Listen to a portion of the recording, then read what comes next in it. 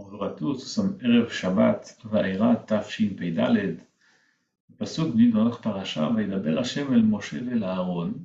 Kadosh Baruch Hu a parlé à Moshe et Aaron, Vayetzavem el Bnei Israël vel Paro melech Mitzrayim. Il les a ordonnés vis-à-vis de Bnei Israël et vis-à-vis de Paro, le roi d'Égypte. Nous dit là-bas Rashi sur place, sur les mots de Vayetzavem el Bnei Israël vel Paro. Il les a ordonnés vis-à-vis d'Israël et vis-à-vis de Paro. Nous dit Rashi, Tzivam alehem lechalek lo kavod bedivreihem. Akadosh Baruch Hu a ordonné à Moshe et Aaron de donner du respect à Paro. Et la question se pose, pourquoi est-ce qu'Akadosh Baruch Hu a fait ça? Pourquoi est-ce qu'Akadosh Baruch Hu a demandé à Moshe et à Paro de donner du respect lorsqu'il s'adressait à Paro? À quoi ça sert?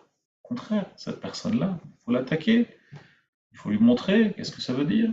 Comment est-ce qu'on peut se conduire comme ça? Il faut lui dire ce qu'on pense, en face. De quoi est-ce qu'on a peur? Pourquoi est-ce qu'il faut lui donner du respect? Dit le Khatam Sofer la chose suivante. Akadosh Baruch Hu a prévenu Moshe et Aaron.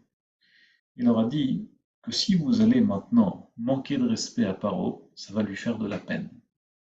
Et si ça va lui faire de la peine, ça va lui faire pardonner ses fautes.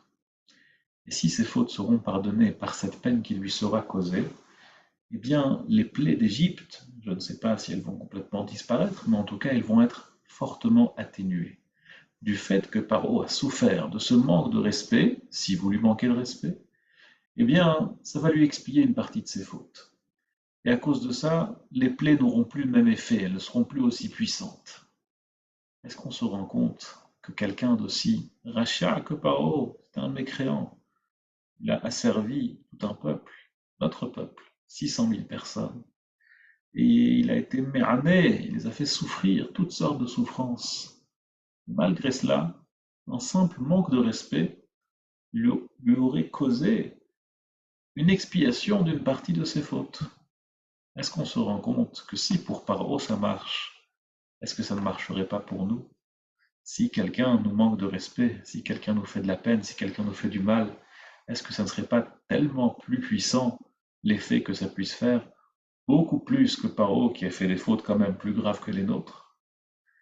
Moïse Misasov, il a dit sur le pasuk dans Tehillim, Evilim miderech pish'an ou me'avonotehem it'anu. Il y a des gens tordus qui font des ta'aniot, qui font des jeûnes et qui vont au mikvé gelé et qui se font toutes sortes de souffrances. Et David Amelch les appelle des gens pas intelligents, Evilim. Pourquoi? C'est très bien. Celui qui jeûne, celui qui se fait souffrir, c'est très bien. Dirait Moshe de ça, sauf de quoi ça parle? Ça parle des gens qui pensent qu'il faut se faire souffrir et qu'à cause de ça, ils jeûnent et ils vont au mikvé glacé et ils se font toutes sortes de flagellations très douloureuses et difficiles. Mais si quelqu'un leur dit quelque chose qui ne leur fait pas plaisir, qui n'est pas à la hauteur du respect qu'on leur doit, et là ils se mettent à s'énerver, comment est-ce qu'on ose, et qui, est-ce que vous savez qui je suis? Moi je suis quelqu'un qui jeûne et qui va au mikvé tous les jours, même s'il n'est pas chauffé. Dire Moshe de ça, celui-là il est vil, celui-là il est stupide. Parce que entendre un affront et ne pas répondre, ça vaut 1000 fois plus qu'un jeûne, ça vaut 1000 fois plus qu'un mikvé glacé, dirait Moshe de Sarsov.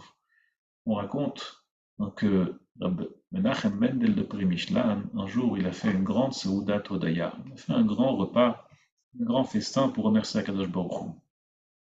Et quand on lui a demandé pourquoi, pareil, visiblement, il n'a pas eu de miracle spécial récemment, il n'était pas malade. Pourquoi est-ce qu'il a fait une Seuda de remerciement, un repas pour remercier Hachem? Alors il leur a dit comme ça, que récemment, quelqu'un lui a fait un grand affront. Et ça l'a beaucoup vexé, et malgré tout, il ne lui a pas répondu. Eh bien, il dit que chez lui, c'est Mekoubal, il a reçu de ses ancêtres que lorsque une personne doit tomber malade et doit souffrir dans d'atroces souffrances, s'il a un peu de mérite, Akadosh Baruch Hu lui envoie un grand affront, une grande honte, et s'il arrive à surmonter cet affront et de ne pas répondre à la personne qui lui a fait honte, eh bien, ça lui économise toute une maladie, toutes sortes de souffrances terribles physiques qui auraient pu lui arriver. Eh bien, moi, Baruch Hashem, j'ai eu cet affront et je l'ai traversé, et donc je remercie Hashem de m'avoir guéri de la maladie que j'aurais dû avoir. Et ça, c'est ce que le Maharan dans Masechet Kiddushin, Daf Peibet, le dernier Daf du traité de Kiddushin, nous dit. Tov shebarofim la gehinom, le meilleur des médecins ira en enfer. Alors évidemment, il faut comprendre, un médecin c'est quelqu'un de bien, c'est quelqu'un qui guérit les gens, pourquoi est-ce qu'il ira en enfer? On parle de ce médecin-là, celui qui fait honte à quelqu'un d'autre, eh bien, il lui a causé une grande guérison, puisqu'il a économisé une maladie. Cette personne-là, comme le dit la Gemara dans la Masechet Bava Metzia, Daf Nuntet, dans le traité de Bava Metzia 59, que celui qui a fait honte à autrui, il n'aura pas de part dans le monde futur. Et donc c'est un rachat. Et c'est pour ça que la Gemara nous dit dans Masechet Kiddushin que Tov Shebarofim la Gehinom, le meilleur des médecins, celui qui cause une honte à autrui et qui lui a donc causé une grande guérison, celui-ci, c'est le meilleur des médecins parce qu'il a économisé toutes les meilleures et les pires des maladies.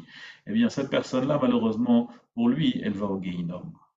On a posé une fois la question suivante au Stipler. Vous connaissez certainement le Midrash qui dit que durant la plaie de la grenouille, du Yéhor, du Nil, est sortie une très très grosse grenouille. Et les Égyptiens étaient vraiment énervés et il la frappait, il la frappait. Et plus il la frappait, plus des grenouilles sortaient de cette grosse grenouille. Mais il a continué à la frapper malgré les grenouilles qui sortaient de celle-ci. Alors, les élèves ont demandé au Stipler, mais on ne comprend pas. Les Égyptiens ne voyaient pas que plus il la frappait, plus il y avait des grenouilles qui sortaient. Pourquoi est-ce qu'il continuait? Il leur a dit le Stipler. Vous savez, quand une personne a été insultée, a reçu un affront, et qu'au lieu de se taire, elle s'énerve sur la personne en question, et elle l'insulte, et elle essaye de lui rendre la monnaie de la pièce, c'est exactement pareil.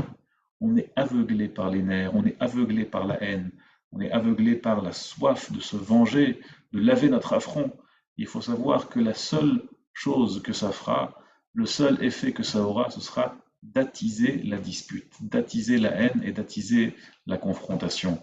C'est exactement pareil que les Égyptiens ont fait avec la grenouille en question. Et Iratzon Bedrat Hashem Kadosh Baruch Hu puisse nous faire traverser les choses facilement et que si Chas Veshalom, quelqu'un nous fait honte, qu'on puisse recevoir ça avec joie et qu'on puisse comprendre que grâce à cela, on peut économiser énormément de choses et atteindre des niveaux extraordinaires. Et si Paro aurait pu atteindre des niveaux tellement élevés, ô combien nous, petits, mais quand même plus grands que Paro, pouvons atteindre des niveaux tellement élevés avec n'importe quel petit affront, n'importe quel petit manque de respect. Kol Tov et Shabbat Shalom.